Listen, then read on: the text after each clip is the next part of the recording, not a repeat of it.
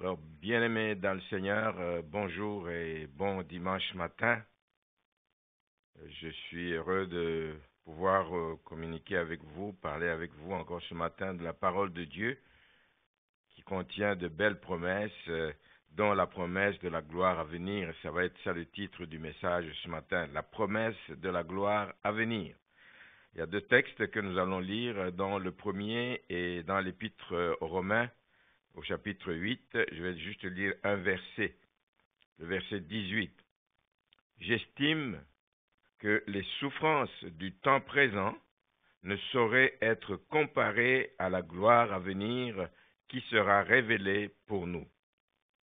Et je vais lire un deuxième texte qui va aussi nous servir tout au long de la prédication de ce matin.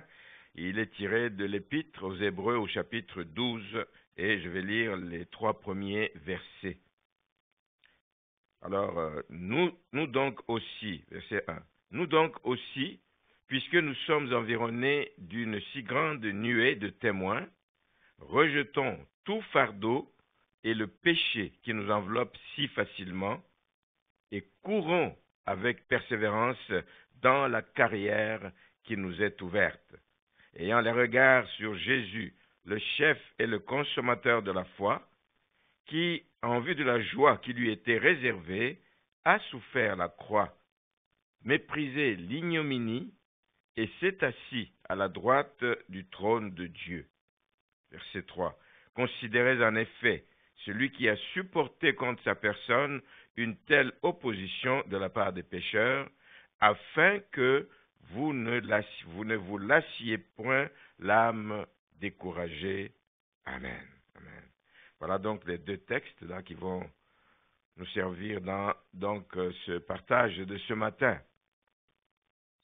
Maintenant, je vais commencer par vous dire quelque chose dont vous avez sûrement déjà entendu parler, cette expression qui dit qu'on ne change pas une équipe qui gagne.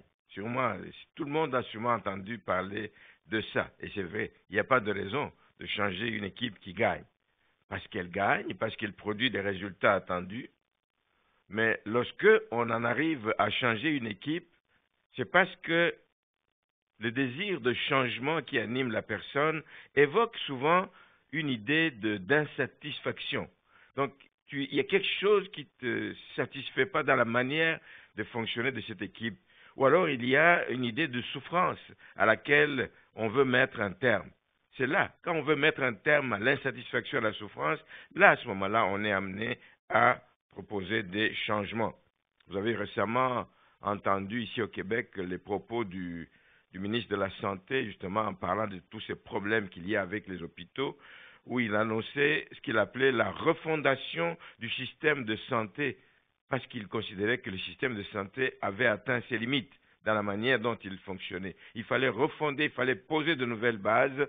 Donc, il y avait une insatisfaction quelque part qui a fait qu'on propose ce changement. Et c'est un langage qu'on retrouve d'ailleurs chaque fois qu'il y a un nouveau gouvernement qui arrive quelque part. Hein, ils vont toujours venir avec de nouvelles idées pour dire des innovations pour changer quelque chose et pour que la solution soit durable. Dans le même sens, quand on regarde ce qui se passe aujourd'hui un peu partout dans le monde, on constate, je veux dire, par exemple, dans les pays développés, les pays occidentaux particulièrement, on constate beaucoup de contestations à cause de toutes ces restrictions, à cause des mesures prises par les différents gouvernements pour lutter contre les méfaits de la COVID-19. Alors, il y a plein de marches qui sont organisées, il y a même des caravanes motorisées, comme on est en train de vivre présentement au Canada. Et tout ça rend la circulation difficile dans les villes. Hein. Ça crée vraiment des problèmes de circulation. Il y a une raison à cette agitation. L'agitation de tout ce monde, c'est parce que les gens veulent un changement. Il y a quelque part quelque chose qui les brime, il y a quelque chose quelque part ils souffrent, par exemple, notamment de la privation de leur liberté. C'est ce qu'ils réclament. Voilà, donc c'est ça. Ça, c'est une partie des raisons qui poussent les gens à réclamer des changements. Ailleurs dans le monde, c'est d'autres formes d'insatisfaction qu'il y a. Il va y avoir des contestations parce que les dirigeants font de la mauvaise gestion des ressources publiques, parce qu'il y a l'injustice sociale, parce qu'il y a une mauvaise répartition des richesses nationales. Tout ça est à la base du désir de changement, qui fait que les populations souffrent et ils aspirent donc à un changement qui devrait, espèrent-ils, améliorer leurs conditions. Et nous, comme chrétiens, comment nous réagissons par rapport à ces changements? Nous devons savoir que cette dégradation qui se passe un peu partout dans le monde ne nous surprend pas. Elle ne nous surprend pas parce que nous savons que toutes ces souffrances-là, tout ce dont les gens se plaignent un peu partout, ce n'est pas quelque chose qui date d'aujourd'hui. Ce n'est pas une situation particulière à notre temps actuel. C'est dès le début de l'humanité. La souffrance est entrée dans l'humanité, dans le monde, à cause du péché. Et c'est ça que nous devons savoir comme chrétiens. Tous ces problèmes sont là parce que le péché est entré dans le monde. Heureusement, bien-aimés, le péché n'a pas la force, n'a pas la capacité d'anéantir ce que Dieu a créé. Ce que Dieu a créé, il n'y a que lui qui peut mettre un terme à ce que Dieu a créé. Mais le péché n'a pas la force d'anéantir. On le voit, même quand le péché a atteint son paroxysme à l'époque de Noé et que Dieu regrettait quasiment d'avoir créé l'homme, mais il n'a pas anéanti l'entièreté de la... Il a gardé 8 personnes, malgré l'importance du péché qu'il y a eu. Et donc, à cause du péché, l'homme a été privé de la gloire de Dieu, nous dit Romains 3, 23. Tous ont péché et sont privés de la gloire de Dieu. Mais Dieu n'a pas fermé la porte, heureusement. Dieu est amour, nous allons en parler. Dieu est amour, il n'a pas fermé la porte à jamais à l'homme. Il a promis de restaurer l'homme. Il a promis de restaurer celui qu'il a créé à son image et à sa ressemblance. Il a promis d'envoyer le Messie qui viendrait le délivrer, qui viendrait le sauver, apporter le salut à l'humanité. On doit dire aussi qu'à cause du péché, il n'y a pas que l'homme qui a été atteint, la nature a été touchée, la nature a été affectée à cause du péché, elle a été corrompue et à cause de la malédiction qui a été prononcée juste donc au moment de la chute d'Adam en Éden, dans Genèse 3, il est dit que le sol sera maudit. Au verset 18, il est dit qu'il produira des épines et des ronces. Donc, la nature aussi a été affectée à cause du péché de l'homme. Mais tout cela a pu être changé parce que le Seigneur a annoncé donc la rédemption à son peuple, et même dans Ésaïe 55, il est dit au verset 12, « Oui, vous sortirez avec joie et vous serez conduits en paix. Les montagnes et les collines éclateront d'allégresse devant vous, et tous les arbres de la campagne battront des mains. Au lieu de l'épine dont nous venons de parler, s'élèvera le cyprès, et au lieu de la ronce, croîtra le myrte, et ce sera pour l'Éternel une gloire, un monument perpétuel, impérissable. » Voilà pourquoi, jusqu'à ce jour, la nature ne cesse de rendre gloire à Dieu. Amen. Les oiseaux des champs, quand ils chantent, c'est pour rendre gloire à Dieu. Les arbres, quand ils bougent, quand comment on appelle, les feuilles dansent dans tous les sens, c'est pour rendre gloire à Dieu, pour proclamer la grandeur de Dieu. Le péché n'a pas tout détruit. Amen. Alors, j'aimerais qu'on revienne un peu à ce texte et avec ce que je viens de dire, qui nous montre réellement combien le Dieu que nous servons est un Dieu qui est amour. Il est vraiment amour parce qu'il n'a pas décidé. Avec tout ce que les gens ont fait à travers l'histoire, il aurait pu détruire l'homme. Mais il n'a pas décidé de détruire l'homme et de l'anéantir à cause de son péché. Non, Dieu n'a pas décidé cela. Nous avons un Dieu qui est lent à la colère, riche en bonté. Il est patient. Nous avons un Dieu qui ne se lâche pas de pardonner. Nous avons un Dieu, la Bible dit que là où le péché abonde, sa grâce surabonde. Nous avons un Dieu, bien-aimé, capable de changer le mal en bien. Le mal que l'homme apporte à cause de ses mauvais comportements. Mais Dieu est capable de changer le mal en bien. Il a même été capable de faire de l'homme une nouvelle créature.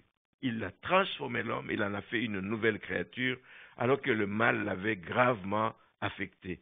Et donc, Dieu est vraiment amour et Dieu est capable de nous amener à une autre dimension.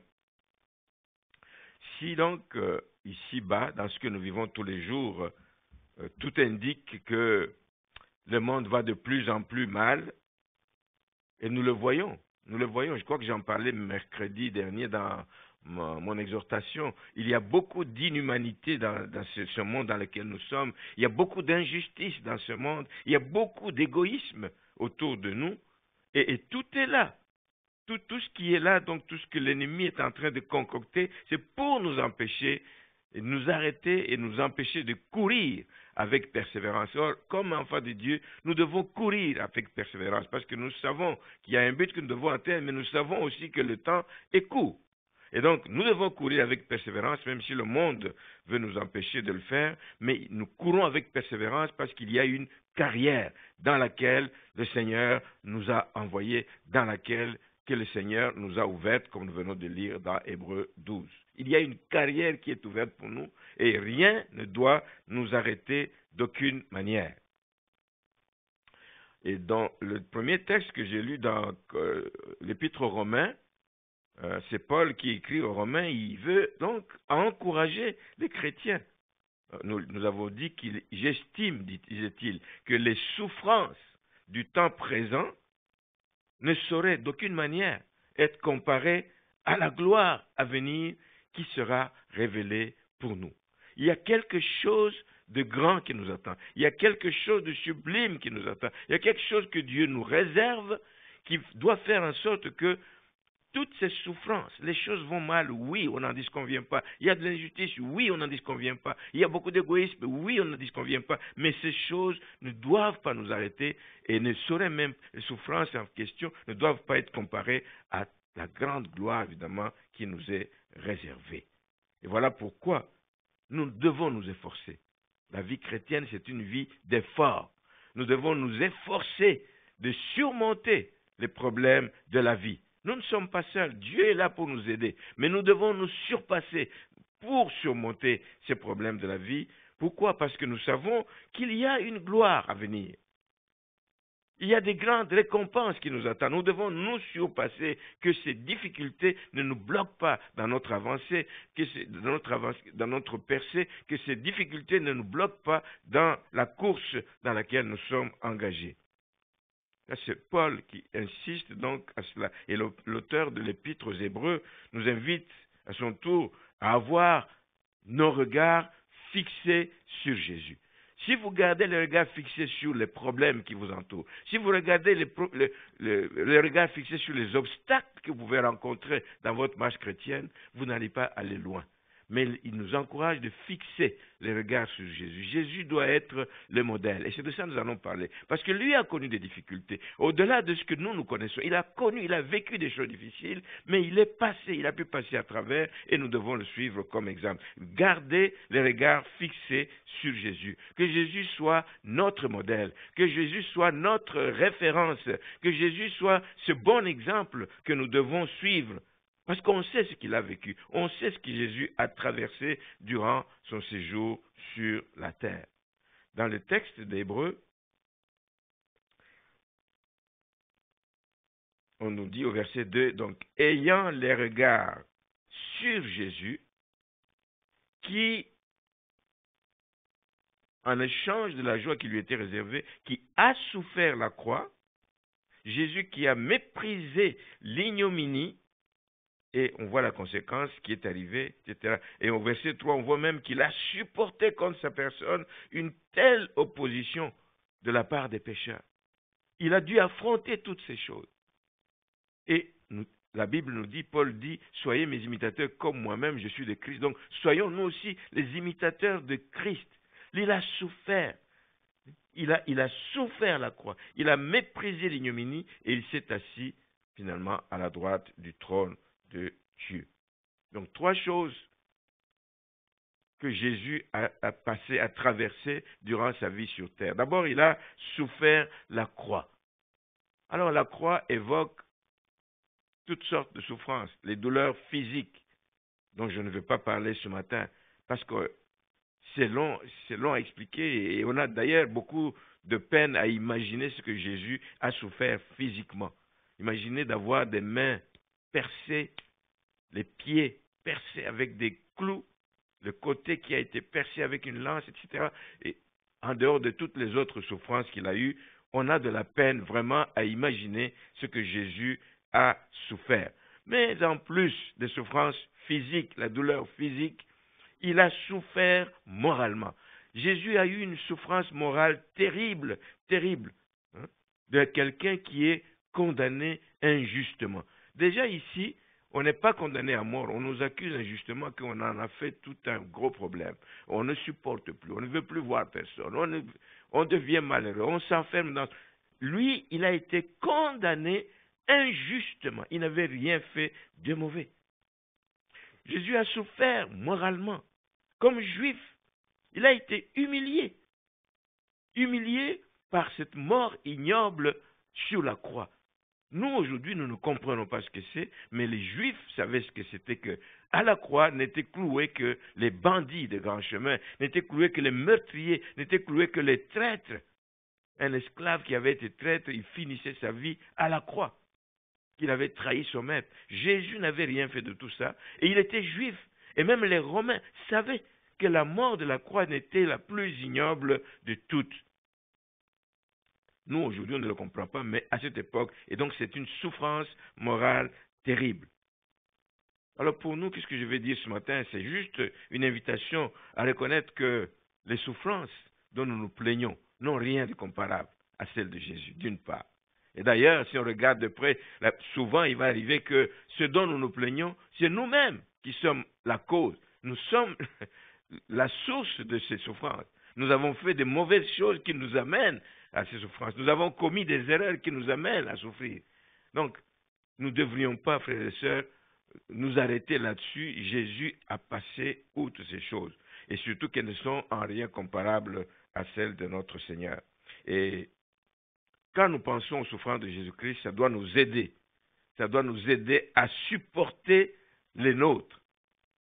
Ça doit nous aider à supporter les nôtres tout en demandant évidemment la force d'en haut. C'est ça le sens de garder les yeux fixés sur Jésus. C'est de lui que nous vient le secours, c'est de là que nous vient le secours. Donc Jésus a souffert la croix. Ce que nous pouvons souffrir n'a rien de comparable. Que cela nous fortifie à continuer donc à passer au travers de ces souffrances, mais en bénéficiant de l'aide d'en haut. On ajoute comme deuxième point au verset 2 toujours, qu'il a méprisé l'ignominie, un gros mot, l'ignominie. Qu'est-ce que c'est l'ignominie? L'ignominie, c'est la honte, une grande honte. La honte, c'est un grand déshonneur, quelque chose qu'on peut affliger à quelqu'un, c'est la honte vraiment, et c'est un grand déshonneur pour quelqu'un. C'est ça l'ignominie.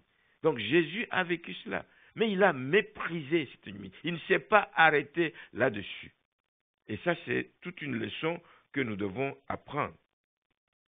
Il n'y a pas longtemps pour vous montrer à quoi ça ressemble l'ignominie et la réaction que les gens ont de l'ignominie. C'était le 19 janvier. Dans la prédication du 19 janvier, on parlait du roi Sédécias, l'homme qui a été troué, on a troué les yeux, et puis qui a assisté comment on égorgeait tous ses enfants. Le roi Sédécias, qui ne voulait pas que les Juifs se moquent de lui. Le prophète Jérémie, parlant de la part de Dieu, leur a dit, écoutez, quand les Chaldéens vont arriver là, s'il vient, le roi Nebuchadnezzar vient avec ces gens, mais livrez-vous à eux, ne résistez pas, parce que ceux qui vont résister, mais ils vont mal finir. Mais ceux qui vont se livrer, ils vont avoir la grâce de Dieu. Donc, les Juifs, lui, il dit, moi, comme roi, me livrer, c'est pas possible. Et les Juifs vont se moquer de moi si je me rends aux Chaldéens. Et il a résisté. Parce qu'il trouvait que se livrer, c'était de l'ignominie. C'était un grand déshonneur pour un roi. Et lui, par contre, ce qu'il a fait, il a fui, il a décidé de fuir, alors que ce qu'il fallait faire, c'est ce que recommandait le prophète Jérémie à cette époque-là. Donc on trouve dans la Bible d'autres exemples. Lui, pour éviter cette ignominie, il s'est exposé, voyez-vous, il n'a pas voulu accepter cette sorte de souffrance, parce qu'il voulait garder son honneur, que les gens ne disent pas ceci ou cela. Mais on trouve également d'autres exemples dans la Bible. de personnes qui n'ont pas pu supporter la honte, qui n'ont pas pu supporter le déshonneur qu'un geste ou un autre peut donc amener dans leur vie. Mais ils ont préféré mettre fin à leur jour. Ce n'était pas le cas de Sédécias, mais nous voyons deux autres cas ici qui ont préféré mettre fin à leur jour plutôt que de vivre un grand déshonneur. C'est le cas d'Abimelech. Quand nous avons étudié le livre des Juges au chapitre 9, Abimelech, c'est le fils de Gédéon, l'enfant qu'il avait eu avec une concubine qui vivait à Sichem. Alors, vous connaissez son histoire, comment il a voulu, à la mort de son père, comment il a voulu, par la ruse et avec le concours des frères de sa mère et tout ça, il a voulu prendre le pouvoir et il en est allé il est parvenu même à tuer ses frères, jusqu'à 70 frères qu'il a tués un après l'autre, à part celui qui s'est échappé. Il les a tués sur une pierre, tous, un après l'autre. Quel cœur, quel cœur. Mais nous savons que sa fin a été horrible, cet homme. Il a été atteint en essayant de se sauver, là, quand il était poursuivi, en essayant de se sauver, il a été atteint par un morceau de meule, un meule de moulin, un morceau de pièce lourd, là, qu'une femme qui était par-dessus le pont, qui lui a jeté sur la tête, qui lui a fracassé tout le crâne. Ça, c'est dans le livre des Juges, au chapitre 9, le verset 53. Et alors, c'était grave pour lui de savoir qu'il va mourir, et il va mourir parce que c'est une femme qui lui a fracassé le crâne. Et c'était une ignominie pour lui. Il ne pouvait pas supporter une telle ignominie. Le verset 54 nous dit du Juge 9, aussitôt il appela le jeune homme qui portait ses armes, c'est son accompagnateur, et il dit, tire ton épée et donne-moi la mort. Pourquoi? De peur qu'on ne dise de moi, c'est une femme qui l'a tué. Ça allait être un déshonneur. Et le jeune homme le perça et il mourut. Il décide de mourir pour ne pas vivre le déshonneur. Mais Jésus nous dit qu'il a méprisé l'ignominie. Il a méprisé l'ignominie. On peut citer le cas du roi Saül aussi, dans 1 Samuel au chapitre 31. Lui aussi ne voulait pas se rendre aux Philistins. Il sentait que c'est fini, les Philistins couraient, ils étaient proches de mettre la main sur lui. Il dit non, plutôt que de mourir entre les mains de l'ennemi, pas question, il demande à son porteur d'armes de le transpercer avec l'épée, de peur que les ennemis lui fassent subir des outrages. Vous savez comment, quand vous tombez entre les mains des ennemis, ils vont vous faire toutes sortes de choses, etc. Quand les Romains, à l'époque des Romains, quand un empereur ramenait l'ennemi, etc., il marchait dessus, il mettait sa tête sur son cou pour l'humilier. Donc c'est des outrages de toutes sortes. Et lui ne voulait pas vivre des choses comme ça. Et il demande à son porteur d'armes, contrairement à celui d'Abimelech, son porteur d'armes à Saül, lui n'a pas voulu, il a eu peur de mettre la main sur Saül. Sans doute il se disait c'est loin de l'Éternel et tout. Mais Saül prit lui-même son épée. Il prit lui-même son épée, il se jeta dessus, comme ce qu'on entend souvent, un baroud d'honneur. Donc, le dernier geste ultime pour sauver son honneur. Il dit, je ne tomberai pas entre les mains de l'ennemi, je préfère me tuer moi-même. C'est comme ça que tous ces gens se font sauter, etc., un peu partout dans le monde. Tous ces exemples pour nous montrer que l'être humain tient tellement à son honneur.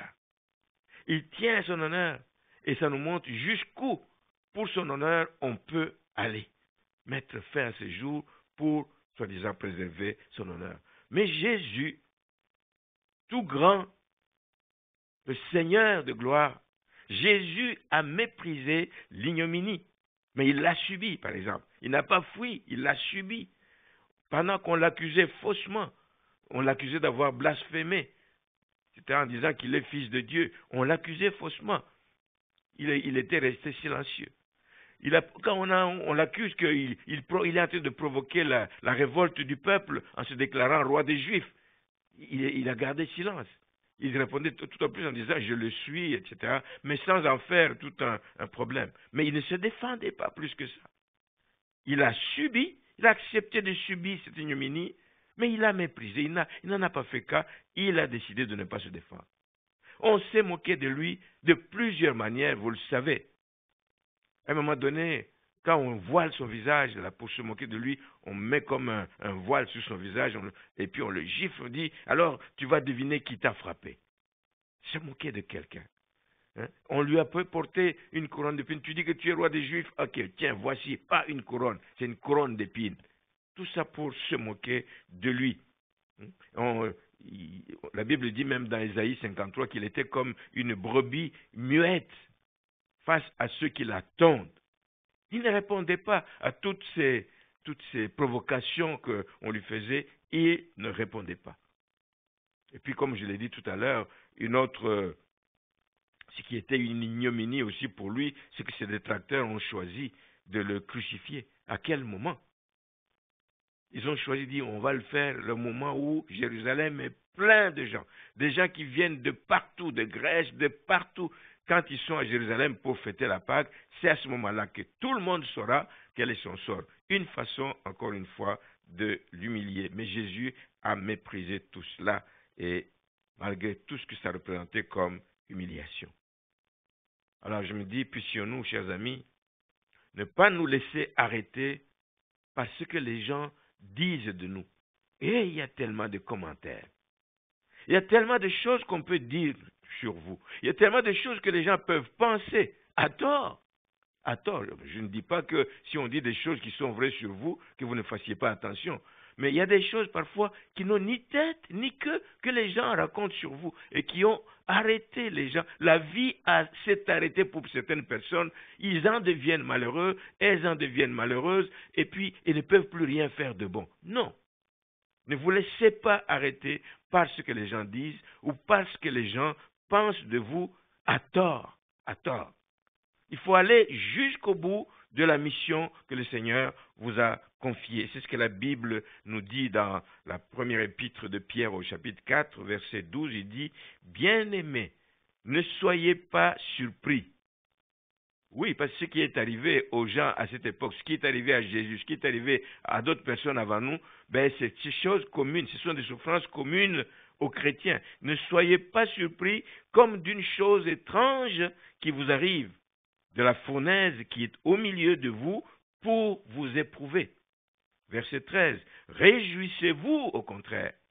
Réjouissez-vous de la part que vous avez aux souffrances de Christ, afin que vous soyez aussi dans la joie et dans l'allégresse lorsque sa gloire apparaîtra. Verset 14. Si donc vous êtes outragés pour le nom de Christ, pas outragés parce que vous êtes malfaiteurs, pas outragé parce que vous avez volé, pas outragé parce que vous avez commis un forfait quelconque, non, pas outragé pour des raisons qui sont valables, etc. Mais si vous êtes outragé pour le nom de Christ, à cause de votre foi par exemple, vous êtes heureux. Vous êtes heureux parce que l'Esprit de gloire, l'Esprit de Dieu repose sur vous. Quel bel encouragement, frères et sœurs. Nous vivons dans un monde où des outrages vont être portés contre nous. Mais nous ne devons pas nous arrêter, nous devons être heureux parce que nous savons qu'il y a des récompenses qui nous attendent.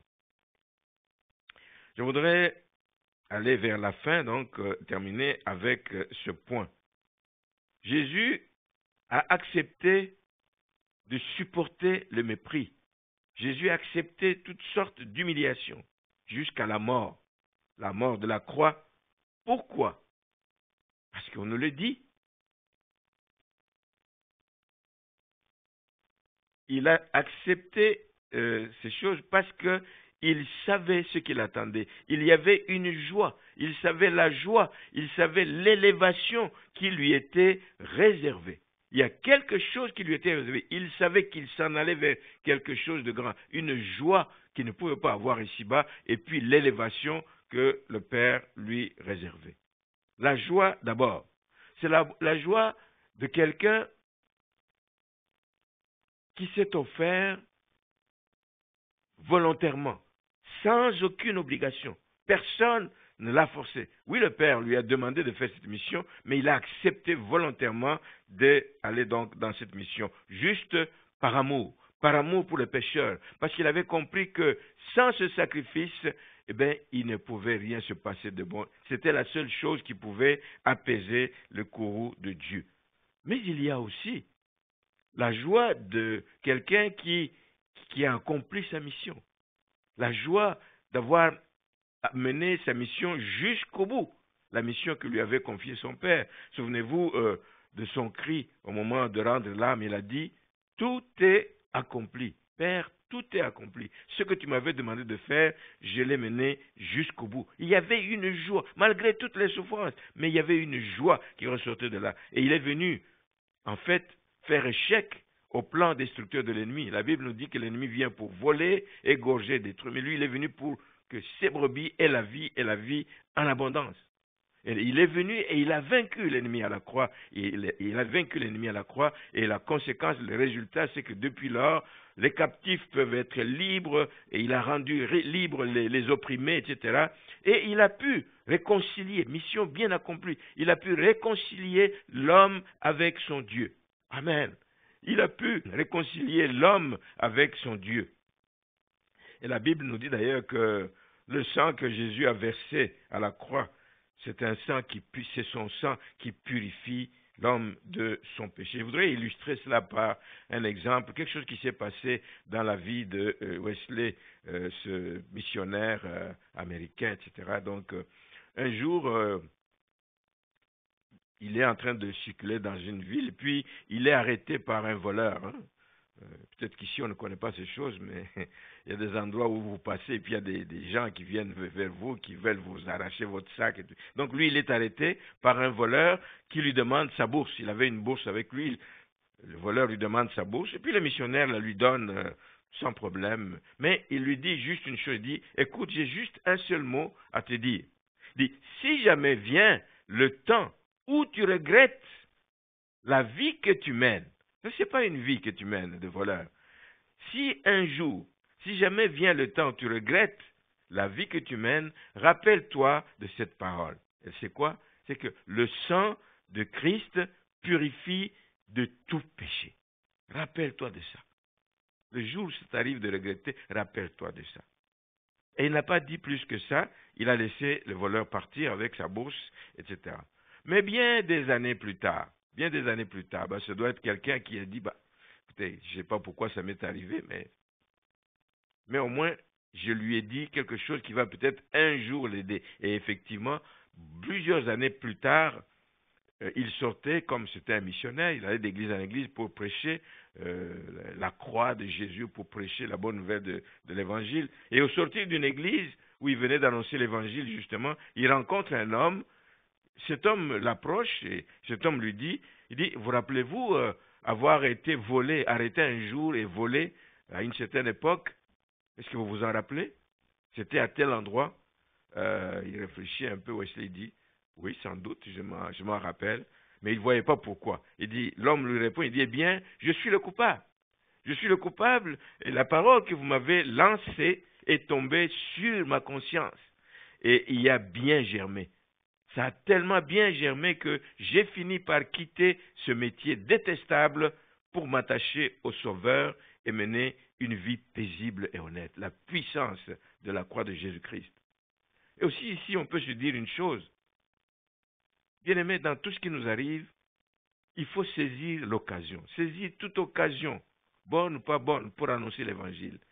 Ici, il a saisi une occasion où il pouvait se dire, mais ce type, il vient de me voler ma bourse et puis je vais commencer à l'exhorter. Non, il a exhorté, il a annoncé l'œuvre de Christ, que Jésus n'est pas mort en vain, que le sang de Christ purifie de tout péché. Si un jour tu regrettes le temps et la vie que tu mènes, cette parole va t'aider. Et ça a travaillé sa conscience, c'est arrivé. Donc, nous saisissons aussi toute occasion. Des gens qui nous font le mal, ne commençons pas à leur répondre par des coups, par le mal, mais donnons-leur une parole, que le Saint-Esprit peut nous mettre à l'esprit, etc., que nous puissions donner une parole qui va aider la personne. Jésus a eu la joie. Il savait que la joie l'attendait. Mais la deuxième chose qui lui est arrivée, c'est qu'il a été élevé. Et la Bible nous dit qu'il a été souverainement élevé par son Père. Et qu'il a reçu le nom qui est au-dessus de tout nom, afin qu'au nom de Jésus, tout genou fléchisse, que toute langue confesse que Jésus-Christ est Seigneur, à la gloire de Dieu le Père. Il a reçu le nom qui renferme une puissance extraordinaire. Des fois, nous n'en avons pas conscience, nous, comme enfants de Dieu, quand le nom de Jésus est prononcé, pas vainement, je dis, mais quand le nom de Jésus est prononcé, il y a de la puissance qui est dégagée. Donc, nous devrions savoir. Et il y a aussi un récit que je vais vous donner, justement, qui provient d'un médecin, un médecin allemand qui a été témoin oculaire de ce qui est raconté ici. C'est un médecin allemand qui était anciennement de religion juive. Ça se passe pendant la guerre franco-allemande, je pense la deuxième guerre mondiale. Et on amène donc à son ambulance un officier français pendant cette guerre qui était grièvement blessé. Et c'est un membre, je pense un bras ou une jambe qui a été fracassé et qui devait être amputé. On devait l'amputer de ce membre, etc. Mais on lui annonça, on dit, écoute, c'est une amputation, mais ce n'est pas une garantie que ça va nécessairement réussir.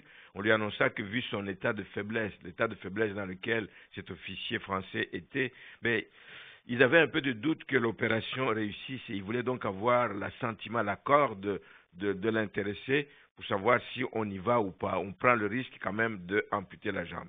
Mais il dit, oui, tentez l'opération. Il demanda qu'on fasse l'opération quand même et de toute façon, qu'en cas de mort, qu'on avertisse simplement sa femme. Et malheureusement, effectivement, l'opération a eu lieu, l'officier est mort, et pendant que les médecins étaient encore au chevet de cet homme-là, la jeune femme est entrée. La femme de cet officier est entrée avec sa petite fille.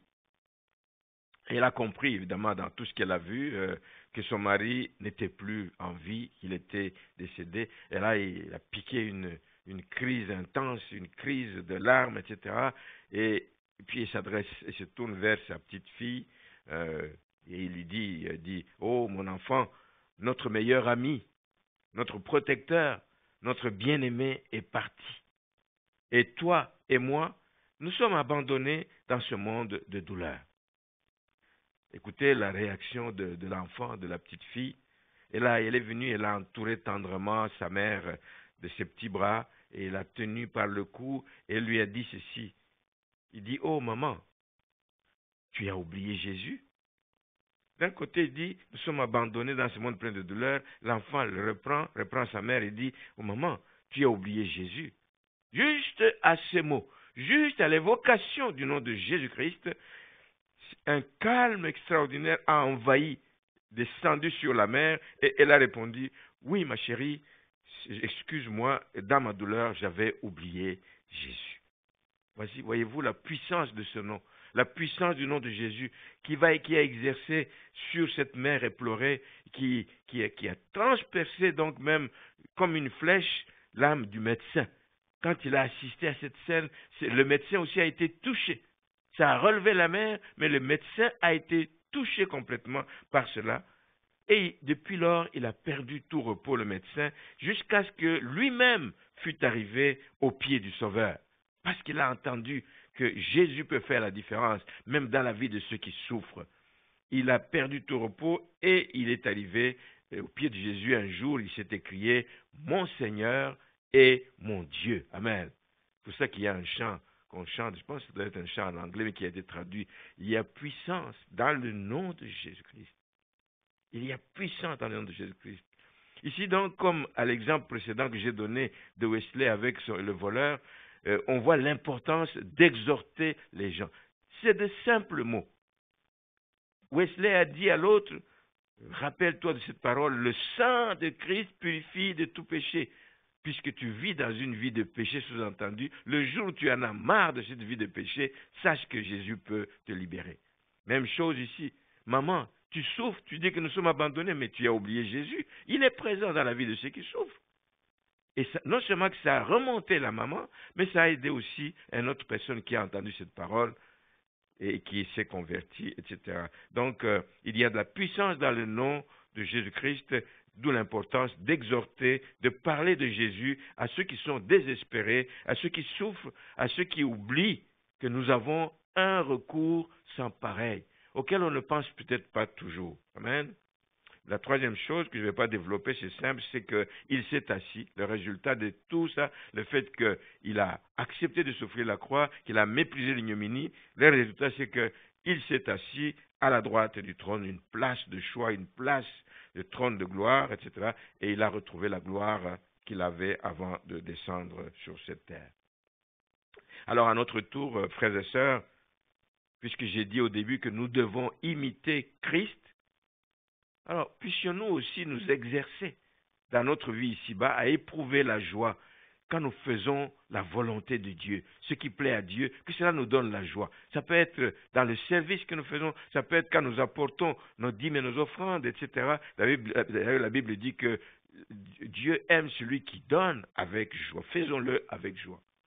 Que cela nous aide aussi, en imitant Christ, à éprouver la joie, même lorsque nous sommes malmenés, même quand nous sommes humiliés, mais je dis pour la cause de Christ, parce que nous savons que notre récompense sera grande dans les cieux.